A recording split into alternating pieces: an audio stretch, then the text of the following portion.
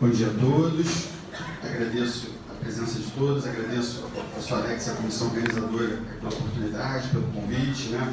É com muita alegria que eu retorno aqui a essa casa, onde eu, anos atrás, estava aqui, né, como pós-graduando em medicina tradicional chinesa, e foi uma formação que realmente assim, transformou a minha vida, agregou muito, né, aos outros métodos que eu já vinha estudando e praticando.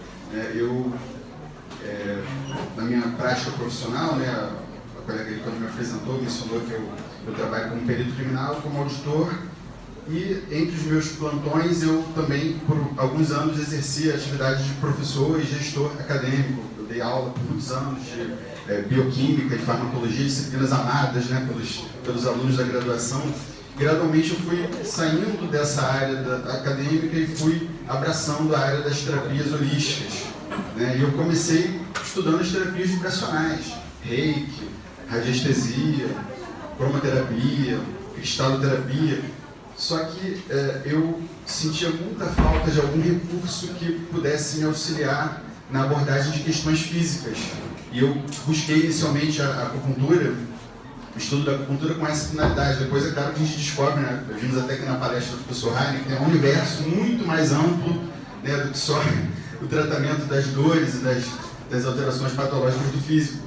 E, enfim, nós vamos abordar então algumas terapias, algumas práticas vibracionais que podem potencializar a medicina tradicional chinesa na abordagem da saúde mental. Então, inicialmente, nós vamos fazer aqui um breve apanhado sobre alguns aspectos filosóficos da física quântica que se aplicam aos nossos conceitos. É claro que, assim, física quântica é tema para um curso inteiro só sobre esse tema, né?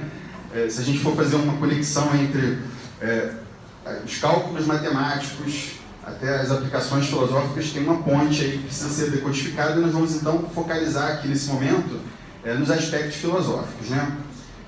Um dos modelos atômicos mais antigos, né, que surgiu, o modelo atômico de Bohr, considerava o átomo como sendo constituído por um núcleo e, ao redor desse núcleo, elétrons, né? O núcleo concentraria a massa, né, e esses elétrons teriam maior teor energético. E Bohr propôs que os elétrons circulam ao redor do núcleo em trajetórias precisas relacionadas à quantidade de energia, que são os níveis eletrônicos, né? E foi observado também que um elétron que está circulando num determinado orbital possui uma certa quantidade de energia. Se ele recebe um bombardeamento, ele ganha energia, foi constatado que esse elétron salta para um orbital, para um nível energético superior, né? E esse movimento foi chamado de salto quântico, né? E o contrário, foi observado também que elétrons que vibram em níveis superiores de energia, se de algum modo perderem energia, por exemplo, sofrendo um bombardeio, eles vão decair para um orbital de nível energético inferior e ali vão permanecer sem nenhuma mudança ocorrer. Okay? Que relação teria essa realidade microcósmica com a realidade humana? De forma semelhante, né, nós somos energia, inclusive, né, na medicina chinesa nós estudamos bem isso, né? E quando, de algum modo, o ser humano sofre um bombardeio pelas adversidades da vida, perde energia, e tal qual acontece lá na realidade atômica, ele pode permanecer continuamente nesse nível frequencial, nesse nível energético, enquanto nenhuma mudança ocorrer. É claro que o caminho ideal, né, dessa transformação seria a expansão da consciência, né? O indivíduo se conscientizar daquela realidade, enxergá-la de uma forma mais ampla, e com isso ele consegue então por si só alcançar o tal do salto quântico, né? Vibrar numa frequência superior. Só que nós sabemos, né, que esse processo nem sempre é muito fácil, né, e para isso existem as terapias vibracionais e várias outras terapias que podem nos apoiar nesse contexto, né? Então, da mesma forma como na realidade atômica, o ser humano energia, é constituído por um conjunto de campos vibratórios em diferentes frequências. Quando o ser humano permanece com o pensamento fixado, engessado em contextos, realidades, adversidades, questões negativas, ele tende a ter esse decréscimo quântico e vai permanecer ali naquela vibração enquanto não houver nenhuma mudança. E o leme, né, que vai guiar em relação a essa sintonização é o mental. Então nós temos aí vários métodos e práticas, que são auxiliares nesse contexto, de organização e sintonização da mente, para que essa mudança frequencial aconteça. A física quântica tem também um preceito muito interessante, que é o seguinte: considera que a nossa existência é como se fosse uma espiral. Nós não sabemos quando começou, nem quando vai terminar. E ela preceitua que todas as vivências que nós passamos na nossa existência sob forte emoção, elas ficam registradas, magnetizadas no nosso campo, constituindo o que eles chamam de realidades paralelas. E adiante, mesmo que conscientemente você tenha superado aquele trauma, aquela questão limitante, adiante, se você for exposto a algum estímulo que reforce aquele conteúdo, você pode estabelecer uma ressonância vibratória com aquele estado do passado, trazendo todo aquele contexto vibracional, emocional e mental para o momento presente.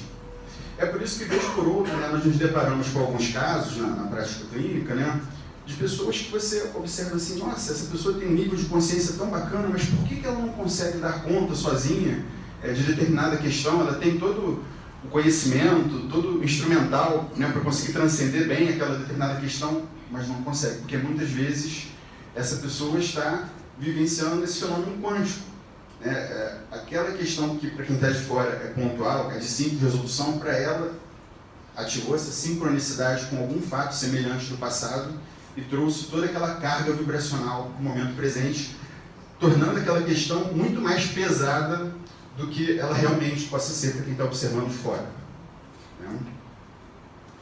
E essa figura aqui eu trouxe para ilustrar essa ideia de que nós podemos estar o tempo todo entrando em sintonia com esses estados do passado. O que vai determinar se isso vai acontecer ou não, ou em que intensidade, é justamente a manutenção daquela sintonia naquele estado. Nós não podemos ter controle absoluto sobre os nossos pensamentos, mas nós podemos perceber quando o pensamento está obsessivo, contínuo numa determinada questão, e associado a uma carga emocional, isso tende a fortalecer esse fenômeno de sincronicidade com os estados do passado. Então, traz aquela carga vibracional que já foi vivenciada para o momento presente.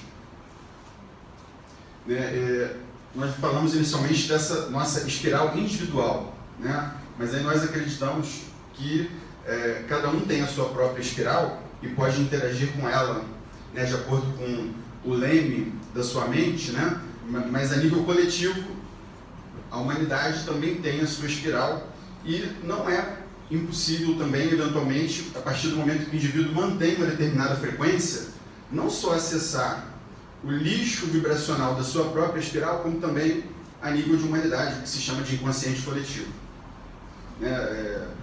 Essa ligação é muito percebida até em alguns fatos históricos. Não sei se vocês lembram quando houve aquele evento da World Trade Center, que no mundo inteiro, muitas pessoas até que não tinham ciência daquele fato, mas relataram um mal-estar, uma sensação muito ruim, pesada, e depois quando chegaram em casa viram notícia. Isso no mundo inteiro. É uma prova, é uma evidência de que a nossa espiral individual está conectada à espiral da humanidade. E dependendo do leme da nossa mente, a gente sabe que a perfeição absoluta dificilmente vai existir, mas nós podemos sim observar com cautela, sempre que houver esse fenômeno de sincronicidade, a manutenção do pensamento obsessivo em determinado contexto negativo. Porque se isso permanece, a tendência é de você se conectar àquela realidade que a luz da física quântica não deixou de existir. Ela continua magnetizada no seu campo, numa dimensão mais sutil. E por outro lado também, né, assim como acontece nos elétrons, integrantes dos átomos, o salto quântico também é possível. Né? Mesmo que o indivíduo não consiga por si expandir a consciência para alcançar da forma mais integrada esse salto quântico, se ele é submetido a uma sessão de terapias vibracionais que elevam a sua frequência vibratória, terapias que de algum modo doam energia para esse indivíduo, naturalmente ele vai receber essa energia e vai ser impulsionado em direção a esse salto quântico. E aí, muitas vezes, o que a gente observa na prática é que o indivíduo, quando passa por uma sessão de terapias vibracionais, ele tende a ter uma catálise nesse processo de expansão de consciência, alguns muito rapidamente, até de forma surpreendente, né? Outros numa velocidade, digamos que aquém da que o próprio indivíduo espera, né? A gente não tem como ter controle sobre essa dinâmica, né? De respeito às dimensões sutis, mas a gente observa que na grande maioria dos casos, né, as terapias vibracionais têm uma contribuição fundamental nesse processo, né? Mesmo que a origem da questão seja emocional, um padrão emocional que levou aquela retração quântica, né, digamos assim, e o indivíduo não consegue por si só enxergar com clareza aquele padrão emocional, se ele recebe uma infusão de energia, eleva a frequência do seu campo e ele tende a ter uma catálise, uma aceleração nesse processo de expansão de consciência. Então, aqui mais uma figura para representar, né, esse mecanismo do salto quântico. E de um modo geral, né, nós temos um portfólio enorme de terapias e práticas que entram nesse contexto de promoção do salto quântico. Por exemplo, nós temos terapias que usam como ferramentas moléculas, terapias vibracionais propriamente ditas, as terapias corporais e também as práticas espirituais também são possíveis veículos nesse mecanismo de salto quântico, né? E com isso, né, ocorrendo essa elevação frequencial, os resultados que nós observamos são a expansão da consciência, o indivíduo que originalmente estava mais assim apegado aos problemas, às adversidades, ele consegue enxergar as adversidades como uma parte da sua vida, não como um todo, né, com uma visão mais ampla, mais integral, e ele consegue inclusive tirar o foco só ali daquele problema, né? Sai um pouco daquela mentalidade hard, ó dia, ó vida, ó céus. Naturalmente vai harmonizar o emocional e o mental. Inclusive as práticas vibracionais auxiliam muito, em alguns casos, de pacientes que são refratários à terapêutica ocidental, né? Pessoas que se recusam a usar os seus medicamentos, se recusam a frequentar os consultórios dos profissionais, das especialidades que fazem parte daquele quadro clínico dele, né? E de um modo também, esse salto quântico ajuda na melhoria da saúde física. Então esses são alguns dos benefícios que nós observamos em relação às práticas integrativas, e nós temos alguns exemplos, né? As ferramentas frequenciais moleculares, que ajudam a elevar a frequência do indivíduo, elevar o campo, promover o salto quântico, os medicamentos homeopáticos, os produtos fitoterápicos. O fitoterápico, ele é um misto de dois componentes, né? Que tem uma ação a nível de fisiologia, porque os extratos vegetais, eles têm princípios ativos que têm ação na nossa fisiologia, a nível físico, mas eles também concentram o aspecto energético das plantas, né? Então, o fitoterápico, ele tem essa ação dupla, né? Também pode ajudar a elevar a frequência nesse sentido do salto quântico, né? Os óleos essenciais, né, na aromaterapia também, no mesmo caso, né, dos fitoterápicos, eles têm uma ação fisiológica e também uma ação energética, porque eles contêm energia concentrada da planta, né? Então ajudam a elevar a frequência. E os florais. né? Os florais até, a partir do tema do professor Fernando Fernandes, que vai falar em seguida, né? Então, em conjunto, né, são exemplos de ferramentas moleculares que ajudam a elevar a frequência energética do indivíduo para que ele alcance o salto quântico. Em relação às terapias vibracionais, nós temos aqui alguns exemplos, né? O Reiki, aquela prática de doação energética pela imposição das mãos, a cura prânica, a terapia com os cristais, a radiestesia, que é a radiônica, né? Aquela prática que utiliza como ferramenta o pêndulo e os gráficos radiônicos. E um dos temas que a gente vai abordar aqui em seguida é essa prática que nós chamamos de apometria integrada. Em relação às terapias que nós chamamos aqui de terapias corporais, né, aquelas terapias que você usa um instrumento que entra lá em contato direto com o corpo, né, nós temos ali como exemplos a acupuntura, a massoterapia, o shiatsu, a ventosa terapia, a moxa-bustão. É interessante que assim, existe até uma ideia intuitiva, né, de que a prática corporal, por exemplo, um terapeuta que trabalha só com massoterapia, as pessoas que são leigas pensam até que não tem uma interface energética, mas tem sim, né? De um modo inconsciente, né? Existe uma troca energética entre o massoterapeuta e o cliente. De algum modo, o massoterapeuta está doando energia do seu campo para o campo do cliente e vai também auxiliar na promoção do salto quântico, né? Assim como o shiatsu também, enfim. E as práticas espirituais, por uma série de contextos, elas também auxiliam na promoção do salto quântico, da elevação frequencial, né, na medida que o indivíduo direciona o leme da sua mente para realidades frequenciais mais elevadas, à medida em que ele direciona a sua mente para frequências, vibrações mais positivas, né, de acordo com a sua fé, de acordo com a sua crença, né, ele tende a elevar a sua frequência também nesse sentido, né? E, inclusive, essa elevação frequencial, né, que envolve a dissociação do pensamento obsessivo com as questões práticas do cotidiano e a sintonização dessas frequências superiores, vão levar também à expansão da consciência, né? Com isso, o indivíduo vai conseguir também acessar o seu eu superior, né, através dos referenciais simbólicos da sua fé, de acordo com o seu sistema de crenças. Então, nós vamos falar aqui um pouquinho especificamente, né, sobre essa prática que eu tive a felicidade de conhecer há muitos anos atrás e se tornou assim, uma paixão para mim.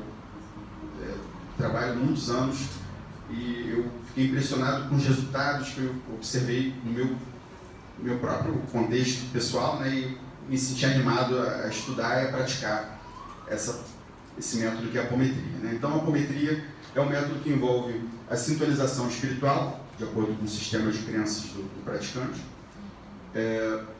empregando pulsos magnéticos e comandos verbais. Depois eu vou falar mais especificamente. Então, a apometria, né, por ela envolver esse contexto de doação energética, sintonização espiritual e associa também os comandos verbais, ela trabalha de uma forma bem integrada e associada a outras ferramentas, né? Por exemplo, eu hoje em dia na minha prática, eu faço anamnese envolvendo não só os componentes da anamnese da medicina chinesa, como outros componentes que eu agreguei, e eu traço o diagnóstico energético, inicio o tratamento agulhando o paciente, e em seguida eu desenvolvo a prática da apometria com o paciente agulhado. Então, traz assim um salto impressionante nos resultados. Você agrega vários componentes, né, numa mesma prática, numa mesma sessão.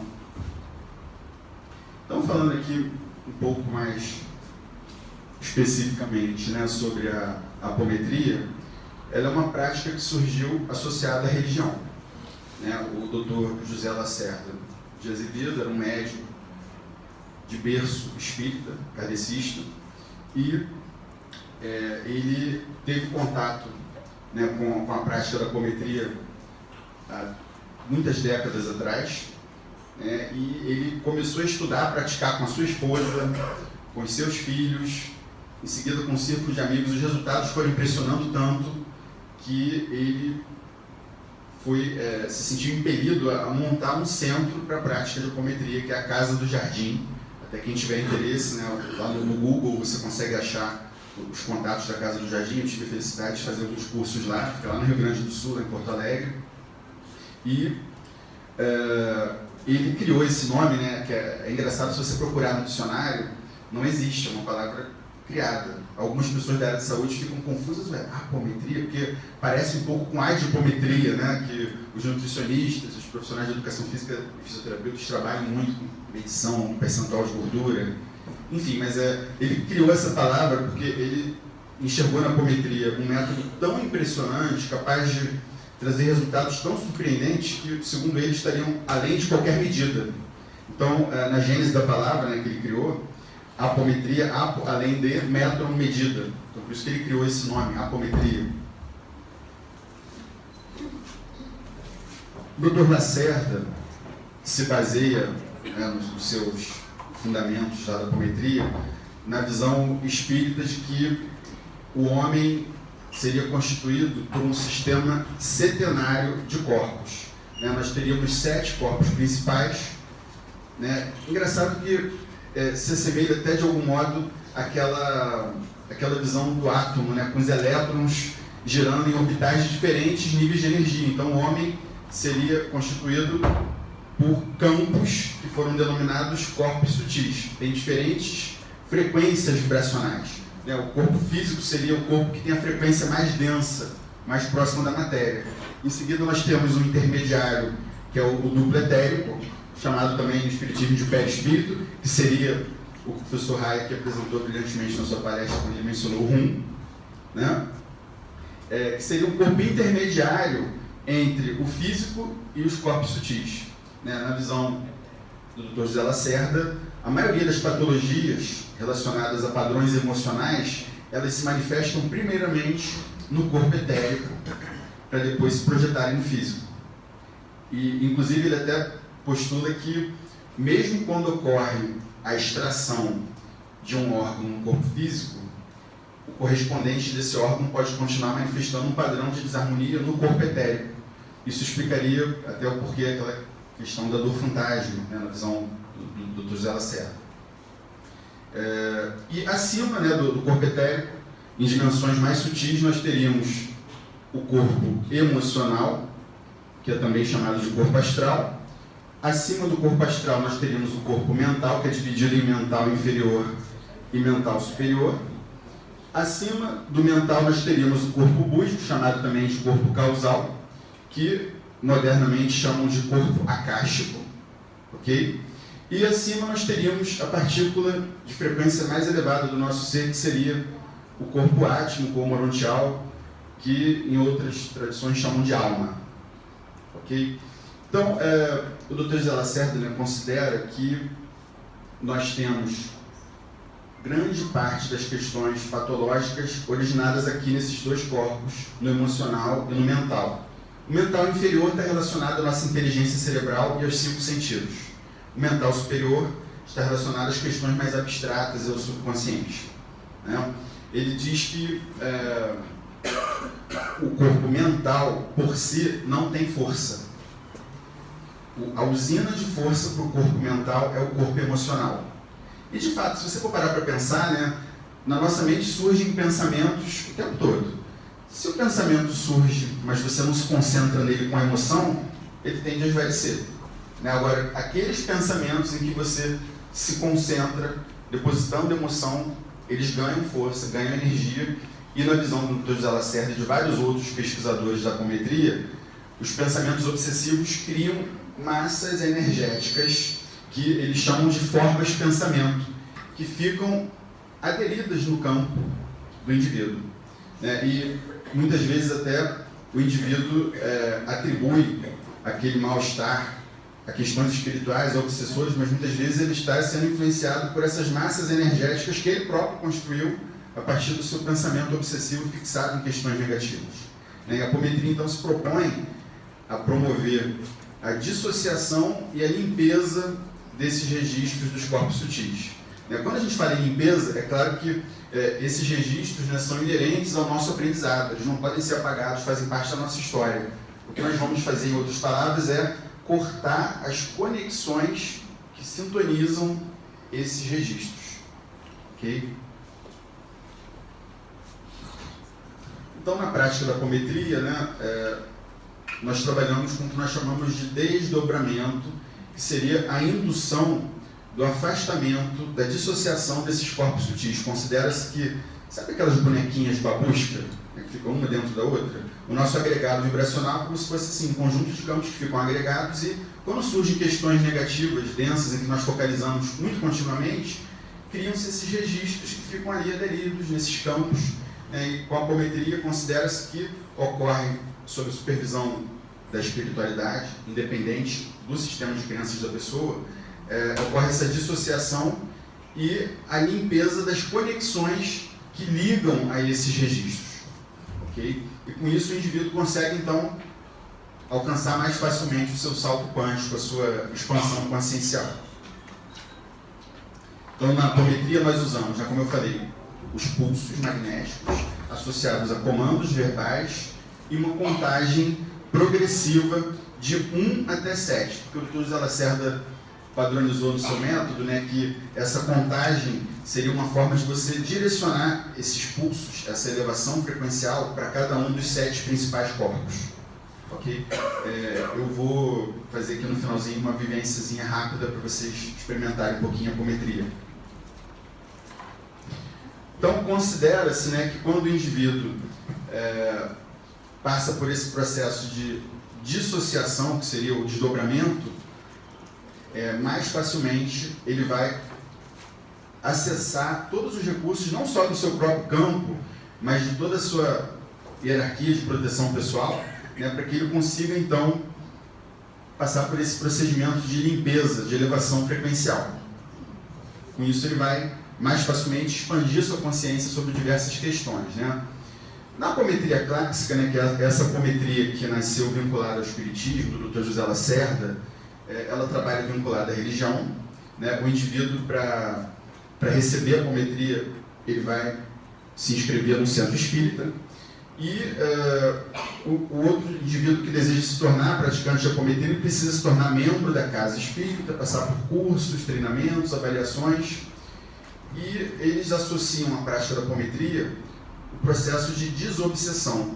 Durante a sessão de apometria, se o indivíduo que passa por esse método estiver passando por algum tipo de questão de obsessão, eles fazem aquele trabalho clássico do espiritismo, de desobsessão, aquela dialética de encaminhamento, né, do ente espiritual que estaria acompanhando aquela pessoa. Só que com o passar do tempo, né, não só eu, mas vários terapeutas holísticos que fomos acessando esse método original, nós observamos o seguinte, que, primeiro, para estar em sintonia com a espiritualidade, não é obrigatório você estar vinculado a um templo ou um grupo. Esse era um ponto. E outro ponto, nós amadurecemos a visão de que, tão importante quanto realizar a desobsessão, em relação a entes externos, era realizar uma autodesobsessão, identificar na mente, nos padrões mentais e emocionais, o que precisava ser ressignificado, entendendo que a obsessão por um agente externo seria sempre secundária à auto-obsessão, né? Então, nós desenvolvemos uma prática da apometria desvinculada da religião e desvinculada do mecanismo da desobsessão, entendendo que se existem, sim, mentores e protetores espirituais com muito mais propriedade do que nós, eles podem conduzir e encaminhar até entes espirituais. Não é imprescindível para esse processo o espírito se manifestar, incorporar e dialogar com o ser humano, né? Então, nós gradualmente fomos retirando esse componente da desobsessão da prática da apometria e fomos incluindo alguns componentes que são ferramentas importantes na harmonização dos padrões mentais e emocionais, como elementos da parapsicologia, da programação neurolinguística, da hipnose, né? Aproveitando esse momento em que o indivíduo está em sintonia com a sua egrégora protetora, né, com a sua mente num estado focalizado, nós realizamos reprogramações de padrões que podem ser ressignificados, né? Então nós fazemos esse tipo de trabalho desvinculado de religiões, em sintonia com o modelo de mundo, o sistema de crenças do cliente, eu atendo evangélicos. No início da apometria, ao invés de mencionar o nome de mentores espirituais, eu peço que ele entre em sintonia com Jesus, com o Divino Espírito Santo, e ele vai acessar,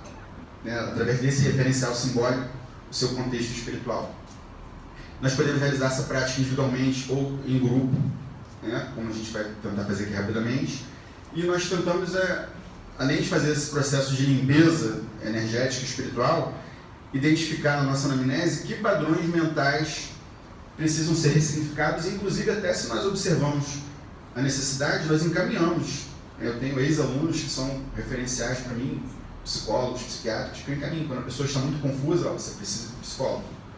Quando a pessoa, eu percebo que ela tem uma limitação importante, que necessita, né, de medicamento, você precisa passar pelo psiquiatra.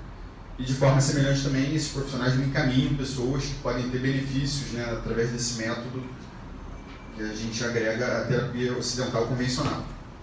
Né? E na apometria, então, nesse modo que nós trabalhamos, né, nós podemos integrar todas e quaisquer práticas integrativas e complementares. Geralmente, depois da anamnese, no início da sessão, nós tentamos entrar com aquelas práticas que de alguma forma mexem com o físico. Por exemplo, se eu for fazer o agulhamento, quando o indivíduo estiver relaxado, ele vai se assustar, né? Obviamente, ele está lá relaxado, aí eu entro no início com o agulhamento. Se eu for trabalhar com cristais, o cristal tem uma temperatura diferenciada, pode assustar, então eu vou colocar o cristal lá nos chakras, né, antes de iniciar a apometria, e assim por diante. Então, de um modo geral, a apometria, ela traz esse benefício, né, no contexto mental, espiritual, emocional. Né? Na nossa prática, nós primeiro realizamos uma anamnese, onde nós identificamos os conteúdos de religiosidade, modelos de mundo, os principais problemas, né? Nós planejamos uma intervenção inicial com 4 sessões. A partir da 4ª, nós avaliamos junto com o cliente a necessidade de fazer mais sessões ou não e a frequência. Né? E, quando necessário, nós realizamos encaminhamentos, né, para outros profissionais e tentamos integrar a maioria dos métodos que sejam compatíveis com cada caso, com cada questão. Né? Sempre a medicina chinesa e, dependendo do contexto, algum outro método vibracional também. Então, é um método que tem um resultado excelente, não só nas questões da saúde física, como da saúde mental. Né? Nós tentamos trabalhar com o máximo de ética, racionalidade, uma abordagem multidisciplinar, e temos como parceiros uma rede de amigos, aí, grande parte ex-alunos, não só da área acadêmica, como da área de apometria, né, que fazem esse intercâmbio aí em cada caso. Eu trouxe aqui um caso para discutir com vocês, que foi um caso até que eu acompanhei antes da minha formação na medicina chinesa, que nós usamos só apometria, né? Ela me permitiu, né, eu tenho termos de consentimento para expor esse caso. A Irani, 47 anos, ela teve um diagnóstico de extracístole ventricular de alta incidência.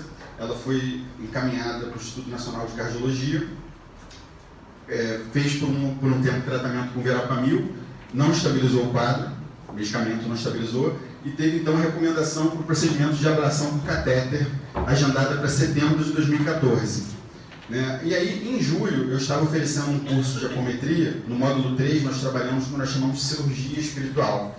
Uma das alunas era a irmã dela. E pediu assim: será que a gente pode fazer uma prática para minha irmã à distância? Porque ela está com uma cirurgia marcada. É possível? Eu falei: é possível sim.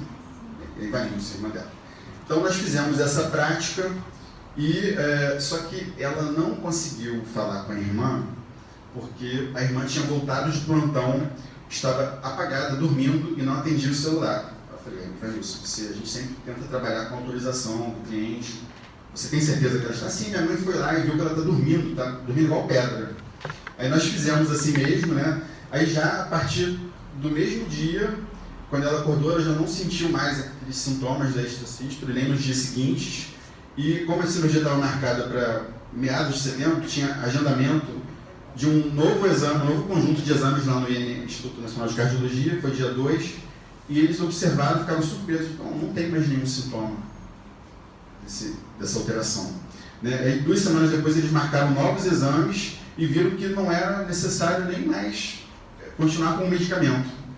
Ela continuou sob acompanhamento, ela forneceu aqui os exames, né, aqui antes do procedimento. Registradas 23.245 extracístoles ventriculares isoladas e em ciclos de bigeminismo.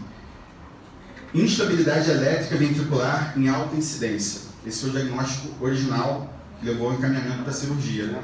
E aqui depois, naquele exame posterior, né, ausência de arritmias ventriculares. Então nós fizemos lá nesse grupo, né, a prática da ecometria no sentido de cirurgia espiritual para abordar o corpo etérico, especificamente o sistema cardiovascular dela. Então assim, eu acho que não vou ter mais tempo para fazer aquela práticazinha. Deixo aqui o meu profundo agradecimento